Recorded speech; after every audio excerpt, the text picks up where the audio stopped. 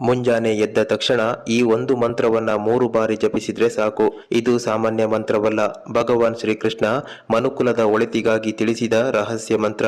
ಈ ಮಂತ್ರವನ್ನ ಮುಂಜಾನೆ 3 ಬಾರಿ ಜಪಿಸುವ ಮೂಲಕ ನಿಮ್ಮ ಜನ್ಮ ಜನ್ಮಾಂತರ ಪಾಪ ಕರ್ಮಗಳು ಎಲ್ಲವೂ ಕಳೆದು ದಿನಪೂರ್ತಿ ದೇವರ ಆಶೀರ್ವಾದದಿಂದ ಒಳ್ಳೆಯದೇ ಆಗುತ್ತದೆ. ಭಗವಾನ್ ಮಹಾವಿಷ್ಣುವಿನ ಅವತಾರಿಯಾದ ಶ್ರೀಕೃಷ್ಣ ತ್ರಿಕಾಲ ಜ್ಞಾನಿಯಾಗಿದ್ದರು. ಮುಂದೆ ಬರುವ ಕಲಿಯುಗದಲ್ಲಿ ಮನುಷ್ಯ ಯಾವ ರೀತಿ ಮಾಡಬಾರದ ಕೆಟ್ಟ ಕರ್ಮಗಳನ್ನ ಮಾಡಿ ಸಂಕಷ್ಟಕ್ಕೆ ಸಿಲುಕುತ್ತಾನೆ, ನೋವನ್ನ ಅನುಭವಿಸುತ್ತಾನೆ ಎನ್ನುವುದನ್ನ ಚೆನ್ನಾಗಿ ಅರಿತಿದ್ದರು. ಹಾಗಾಗಿ ಕಲಿಯುಗದಲ್ಲಿ ಮನುಷ್ಯನ ಒಳಿತಿಗಾಗಿ ಈ ಮಹಾಮಂತ್ರವನ್ನ ಜಪಿಸಿದರೆ ಮನುಷ್ಯನ ಪಾಪ ಕರ್ಮ ಕಳೆದು ಆತ ಬಯಸಿದ ನೆಮ್ಮದಿಯ ಜೀವನ ಆತನಿಗೆ ಸಿಗುತ್ತದೆ ಎನ್ನುವುದನ್ನ ಅರ್ಜುನನಿಗೆ ಮೊದಲನೇದಾಗಿ ಬೋಧಿಸಿದ. ಶ್ರೀಕೃಷ್ಣ ಹೇಳಿದ ಆ ಮಹಾಮಂತ್ರವನ್ನ ಬೆಳಗ್ಗೆ ನೀವು 3 ಬಾರಿ ಜಪಿಸಿದ್ರೆ ಸಾಕು. ನಿಮ್ಮನ್ನ ಕಾಡುತ್ತಿರುವ ಪಾಪ ಕರ್ಮಗಳು, ಗ್ರಹಚಾರ ದೋಷ ಎಲ್ಲವೂ ಕಳೆದು ನೀವು ಬಯಸಿದ ಆರೋಗ್ಯ, ನೆಮ್ಮದಿ, ಉದ್ಯೋಗ, ಸಂಪಾದನೆ ಎಲ್ಲವೂ ಕೂಡ ನಿಮ್ಮದಾಗುತ್ತೆ. ಹಾಗಾದರೆ ಅರ್ಜುನನಿಗೆ ತಿಳಿಸಿದ ಆ ರಹಸ್ಯ ಮಂತ್ರ ಯಾವುದು? ಈ ಮಂತ್ರವನ್ನ ಜಪಿಸುವಾಗ ಯಾವ ತಪ್ಪನ್ನ ನೀವು ಮಾಡಬಾರ್ದು, ಈ ಮಂತ್ರವನ್ನ ಯಾವ ರೀತಿ ಜಪಿಸಬೇಕು, ಸಂಪೂರ್ಣವಾದ ವಿವರಣೆಯನ್ನ ಈ ವಿಡಿಯೋದಲ್ಲಿ ತಿಳಿಸ್ಕೊಡ್ತೀನಿ ವೀಕ್ಷಕರೇ. ಮೊದಲನೇದಾಗಿ ಮನುಕುಲದ ಹಿತದೃಷ್ಟಿಯಿಂದ ಕಲಿಯುಗದ ಎಲ್ಲ ಜನರ ಸಂಕಷ್ಟ ದೂರ ಮಾಡಲು ಈ ಮಹಾ ಉಪಾಯವನ್ನ ತಿಳಿಸಿಕೊಟ್ಟ ಶ್ರೀಕೃಷ್ಣನನ್ನ ಭಕ್ತಿಯಿಂದ ಸ್ಮರಿಸುತ್ತಾ ಈ ಕೂಡಲೇ ವಿಡಿಯೋ ಲೈಕ್ ಮಾಡಿ, ಕಮೆಂಟ್ ಬಾಕ್ಸ್ ನಲ್ಲಿ ಜೈ ಶ್ರೀಕೃಷ್ಣ ಅಂತ ತಪ್ಪದೇ ಕಮೆಂಟ್ ಮಾಡಿ ಶ್ರೀಕೃಷ್ಣ ಪರಮಾತ್ಮನಿಗೆ ಕೃತಜ್ಞತೆಯನ್ನ ಸಲ್ಲಿಸಿ. ಮೊದಲ ಬಾರಿ ವಿಡಿಯೋ ನೋಡ್ತಾ ಇದ್ರೆ ಈ ಕೂಡಲೇ ಸಬ್ಸ್ಕ್ರೈಬ್ ಮಾಡೋದನ್ನ ಮರಿಬೇಡಿ ವೀಕ್ಷಕರೇ. ಮುಂಜಾನೆಯನ್ನ ನಾವು ಯಾವ ರೀತಿ ಪ್ರಾರಂಭಿಸುತ್ತೇವೆ ಅದೇ ರೀತಿ ಇಡೀ ದಿನ ನಾವು ಖುಷಿಯಾಗಿ ನೆಮ್ಮದಿಯಿಂದ ಕಾಲ ಕಳೀತೀವಿ.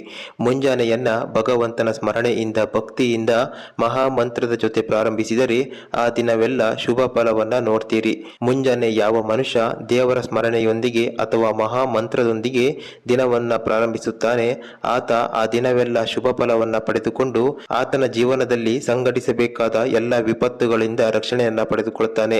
ಒಂದು ವೇಳೆ ನೀವು ನಿಮ್ಮ ಮುಂಜಾನೆಯನ್ನ ಮಂತ್ರಗಳ ಪಠನೆಯೊಂದಿಗೆ ಆರಂಭಿಸಿದರೆ ದೇವರ ಆಶೀರ್ವಾದ ದಿನಪೂರ್ತಿ ನಿಮ್ಮ ಮೇಲೆ ಇರುತ್ತದೆ.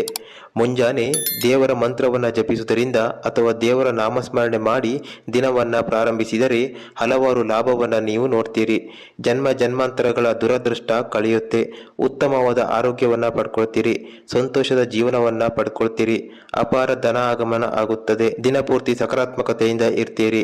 ದೇವರ ಆಶೀರ್ವಾದದಿಂದ ಆ ದಿನ ಯಾವುದೇ ಕೆಲಸ ಮಾಡಿದ್ರೂ ಅದರಲ್ಲಿ ಯಶಸ್ಸು ನಿಮಗೆ ಸಿಗುತ್ತೆ ವೀಕ್ಷಕರೇ. ಭಗವಾನ್ ಶ್ರೀಕೃಷ್ಣ ಕಲಿಯುಗದ ಜನರ ಕಷ್ಟ ದುಃಖಗಳನ್ನ, ಕರ್ಮ ಫಲಗಳನ್ನ ನಾಶ ಮಾಡಲು ಈ ಮಹಾಮಂತ್ರವನ್ನ ಜಪಿಸಬೇಕೆಂದು ಅರ್ಜುನನಿಗೆ ತಿಳಿಸುತ್ತಾನೆ. ಆದರೆ ಈ ಮಂತ್ರವನ್ನ ಜಪಿಸುವಾಗ ಕೆಲವೊಂದು ತಪ್ಪುಗಳನ್ನ ನೀವು ಮಾಡಬಾರ್ದು.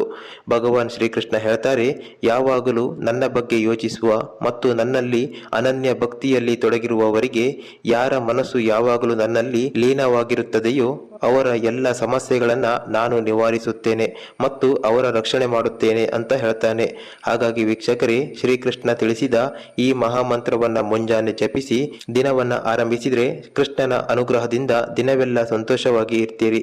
ಆ ದಿನದಲ್ಲಿ ನೀವು ಅಂದುಕೊಂಡ ಯಶಸ್ಸು, ನೆಮ್ಮದಿ, ಸಂಪಾದನೆ ನಿಮ್ಮದಾಗುತ್ತೆ. ಮೊದಲನೇದಾಗಿ ಆ ಮಹಾಮಂತ್ರ ಯಾವುದೆನ್ನುವುದನ್ನು ನೋಡೋಣ.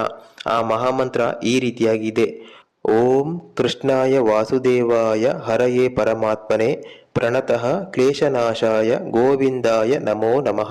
ಈ ಮಂತ್ರದ ಅರ್ಥವನ್ನ ನೋಡೋದಾದ್ರೆ, ಓಂ ಎನ್ನುವ ಪದದ ಅರ್ಥ ಪರಮ ವಾಸ್ತವವನ್ನ ಪ್ರತಿನಿಧಿಸುವ ಪವಿತ್ರವಾದ ಶಬ್ದ, ಸೃಷ್ಟಿಯ ಮೂಲದಲ್ಲಿ ಉದ್ಭವಿಸಿದ ಅನಾಹತನಾದ.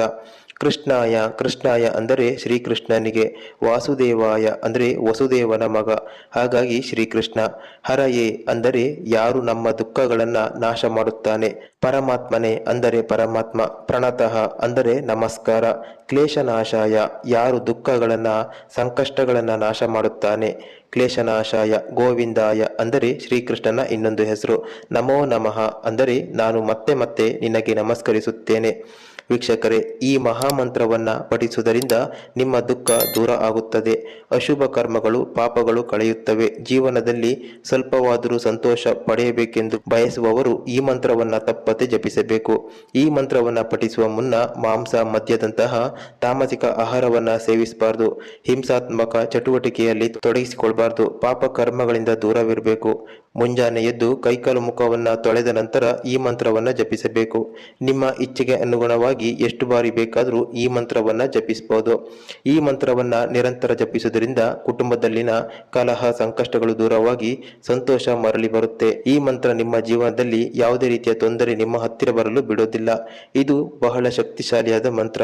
ಶ್ರೀ ದೇವರಾಹ ಬಾಬಾ ಅವರು ಈ ಪವಿತ್ರ ಮಂತ್ರವನ್ನ ಜಪಿಸ್ತಾ ಇದ್ರು. ಅವರು ಭಾರತೀಯ ಸಿದ್ಧ ಯೋಗಿಯಾಗಿದ್ರು. ಅವರು ಅವರ ಶಿಷ್ಯರ ಪ್ರಕಾರ 250 ವರ್ಷಕ್ಕಿಂತ ಜಾಸ್ತಿ ವರ್ಷ ಬದುಕಿದ್ರು. ಅವರ ಬಗ್ಗೆ ನೀವು ಗೂಗಲ್ ನಲ್ಲಿ ಕೂಡ ಹುಡುಕಬಹುದು. ಇನ್ನ ಈ ಮಂತ್ರವನ್ನ ನಿರ್ದಿಷ್ಟ ಉದ್ದೇಶಕ್ಕಾಗಿ ಜಪಿಸಬಹುದು ಅಥವಾ ಯಾವುದೇ ಉದ್ದೇಶ ಇಲ್ಲದೆ ಶ್ರೀಕೃಷ್ಣನ ಪ್ರೀತಿಗೋಸ್ಕರ ಜಪಿಸಬಹುದು. ಇದರಿಂದ ನಿಮ್ಮ ಆಧ್ಯಾತ್ಮಿಕ ಬೆಳವಣಿಗೆ ಆಗುತ್ತೆ. ನಕಾರಾತ್ಮಕ ಶಕ್ತಿಗಳು, ಅಡೆತಡೆ ಎಲ್ಲವೂ ಕೂಡ ದೂರ ಆಗುತ್ತೆ. ಶ್ರೀಕೃಷ್ಣ ನಿಮ್ಮನ್ನ ರಕ್ಷಣೆ ಮಾಡ್ತಾರೆ. ಶಾಂತಿ, ಆಂತರಿಕ ನೆಮ್ಮದಿ, ಮಾನಸಿಕ ನೆಮ್ಮದಿ ಎಲ್ಲವನ್ನ ಪಡ್ಕೊಳ್ತೀರಿ. ನಿಮ್ಮ ಜ್ಞಾನ ವೃದ್ಧಿಯಾಗುತ್ತದೆ. ಅದೇ ರೀತಿ ದೈಹಿಕ, ಮಾನಸಿಕ, ಭಾವನಾತ್ಮಕ ಸಮಸ್ಯೆಗಳನ್ನ ಇದು ಗುಣಪಡಿಸುತ್ತೆ. ನಿಮ್ಮ ಜೀವನದಲ್ಲಿ ಸಮೃದ್ಧಿ, ಯಶಸ್ಸು ನಿಮಗೆ ಸಿಗುವ ಹಾಗೆ ಮಾಡುತ್ತೆ.